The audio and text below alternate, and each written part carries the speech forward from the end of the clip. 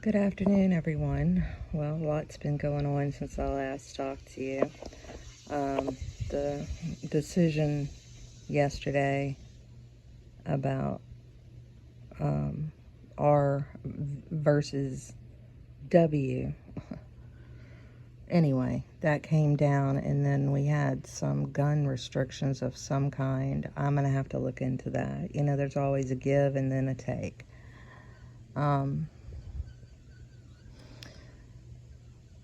What can I say about that? I don't know really what I can say, but all I can really talk about, or what came to mind for me today, was something I can talk about, which is definitely related to all of this and has been a part of our lives, whether or not we realize it or not. It's the manipulation of our language. I need to develop a whole course on how we've been manipulated using language, how we've been led, how we've been fooled.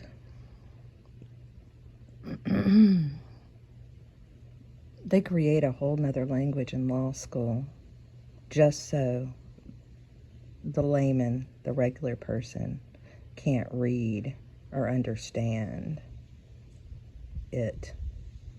And they say it's to be more precise, but it's also to be confusing and have more control. There's a better way to have legal language with an education system so that everybody can understand it. But that's not the goal. Why do you think it's so different? Also, the labeling of things, our whole lives, what we call something, how it's changed over years, and the changing is control. I mean, there are words I can't even say on here anymore that were part of our regular language that somebody decided was not a good word, and it offended people, so they changed the word. It doesn't change what it is, though. It doesn't change the truth. By hiding things behind words, it doesn't change the truth of it. It just helps you to accept it better and ignore it. For instance, I have my master's in education, special education. Special education is two new words put together. Originally, it wasn't called that. There was no special in there.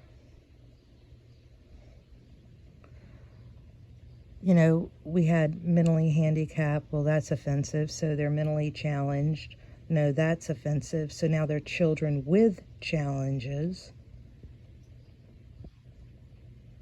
It doesn't change the fact that they have difficulties, and they aren't what we expected when they were born, unfortunately, and they have difficulties. But changing the wording doesn't change the problem that you're going to face with a child like that. And sometimes a whole bunch of joy, too, a lot of times. It doesn't change it by changing the wording. Why don't we look at why there are so many of them? Why is this happening? What is causing this? There were not these high levels of ADHD, ADD, defiance disorder. Obstinance defiance disorder is what they used to call it. I'm sure they've changed that wording because ODD, whatever. I'm so tired of all these acronyms. Say it. Say what it is. What's the problem here? We need to solve it. Why are these children being born like this? What is going on? What has changed from the 60s to the 2000s, if not before that? This exponential number of children with difficulties. What's happened? No, we don't want to talk about that. We don't want to solve the problem. We don't want to get to the root of the problem. We want Band-Aids for everything. And we're going to give you words that are Band-Aids to help you to accept it. And we're going to make everybody else accept it around you too.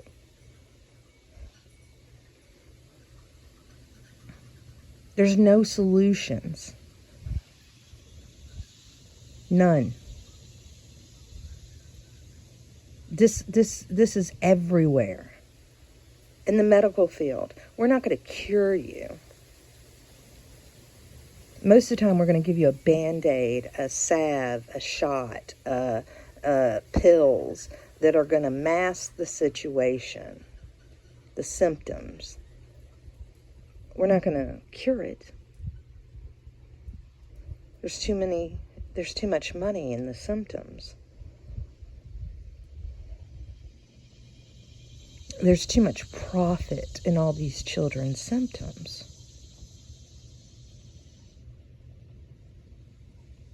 So we're not going to help you fix it. We're not going to try and prevent it. We're just going to change the wording and help you to accept it.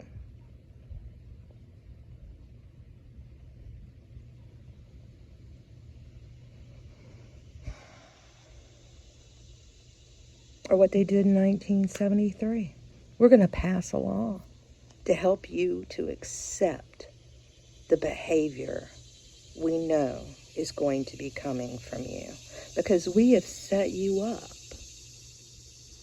We have set up the welfare system to move the men out of the houses, so we know that there's going to be times when it's just going to be nearly impossible for you alone without a male in the household to support a family. So we're going to give you money and just cause all these problems to where this is this cyclical thing. And then we're going to give you another solution, which is a money-making business by, what is it? Making abortion legal? We're not going to call it what it is. It's just, it's an abortion. It's an inconvenience. It's, a moment in time. And yes, I understand all the reasons as to why a woman could choose that. And I'm going to exclude medical, which medical should stand on its own, or horrific cases where women have been the R word. Those are things within themselves that cannot be clumped into everybody.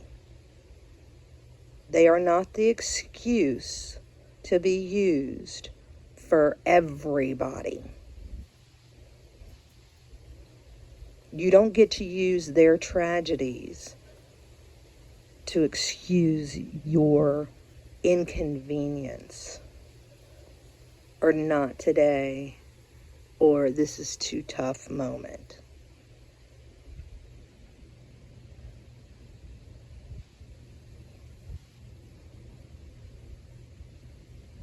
What happened yesterday, it'll still continue in different states where the people want that option. It doesn't go away. But people in other areas who want to choose that option, they're going to have to think about it long and hard. A little bit longer. It's not going to be like a drive-through anymore.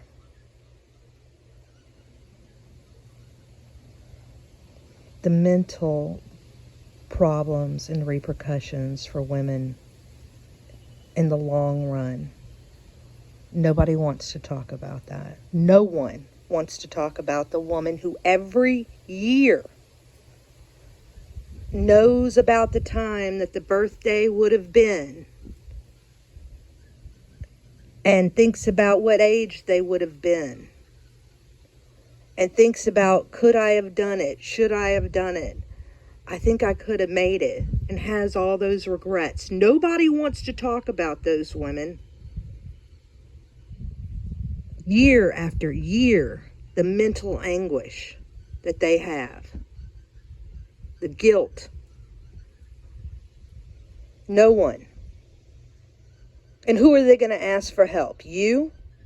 Who's out there with a sign cheering and running up and down the street and saying how wonderful it is? You?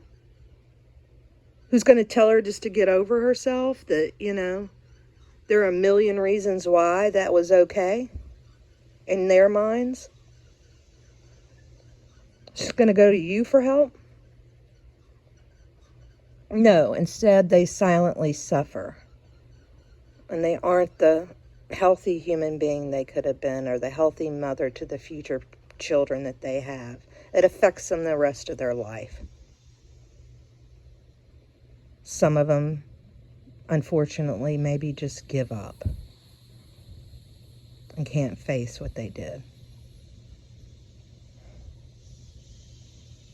Nobody wants to talk about any of them.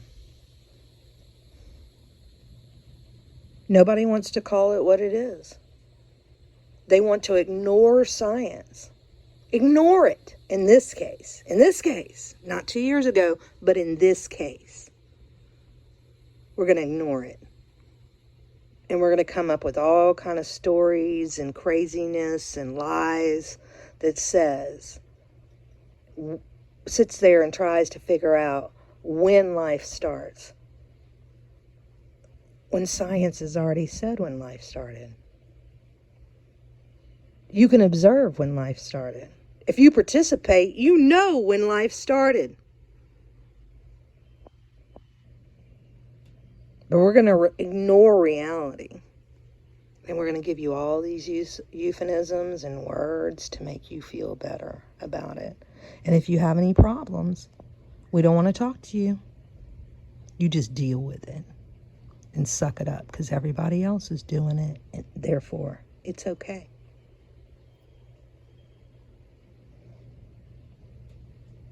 If we don't start solving some of the roots of these problems and teaching women to value themselves and make better choices and have some self-respect and self-control,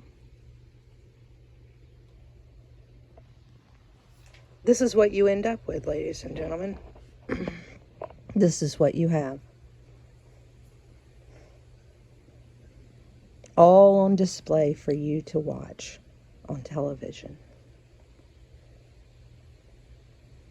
So that you can think that is the way it should be. That's normal. Accept it. Don't solve any problems. Don't get to the root of it. Let's just burn down the forest.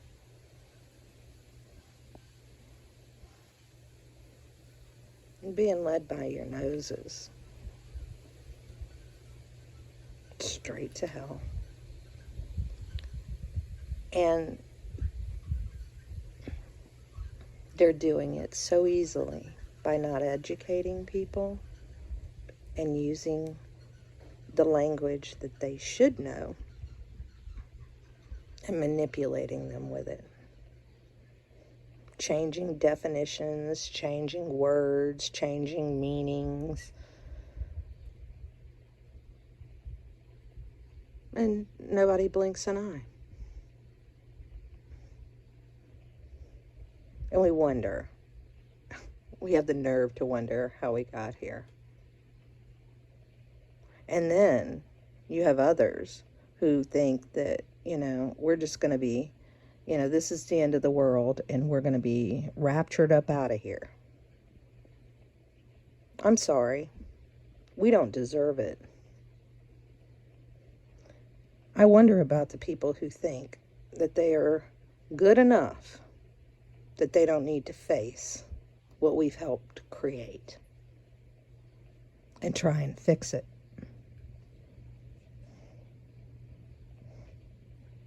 The nerve. Again, not taking responsibility for your actions. All I got to do is ask for forgiveness and he's going to come and save me.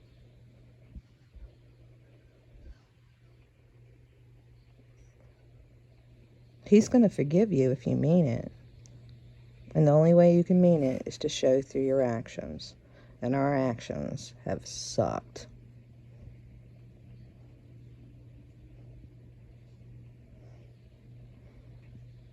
All they're doing is, getting all these people built up thinking they're going to be saved. And then what happens when it doesn't happen? Remember, we weren't supposed to know the day and the time, right? What happens when it doesn't happen? What have you done? How are they going to take that? They're going to walk away from your version of God, your version of the Creator, your version, man's version.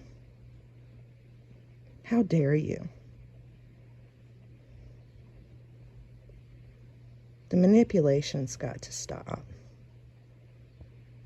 We have to start helping people to think for themselves. Teaching people how to read, logically think, not throw fits like children with their emotions. We need to get to the root of the problem and stop burning down the forest before it kills us all.